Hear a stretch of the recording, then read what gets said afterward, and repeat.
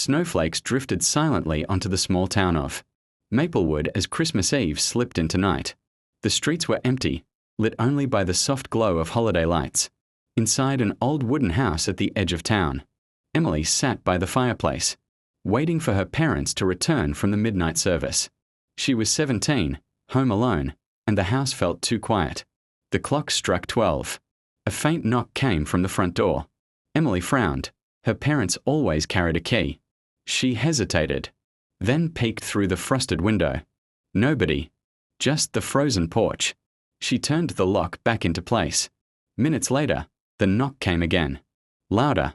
This time from the back door. Emily's heart raced. She whispered to herself, probably just the wind.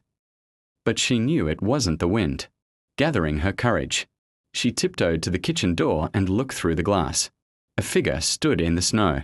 Tall, unmoving, wearing a long red coat. Emily gasped and switched off the lights. The figure did not knock again. It just stared at the house. Her phone buzzed. A text from her mother. "We are still at church. Be safe. Don't open the door to anyone." Emily's fingers trembled as she typed back, "Someone's outside." But the message failed to send. No signal.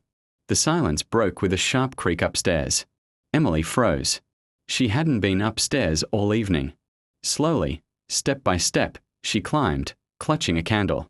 The hallway was dark, the air colder than it should have been.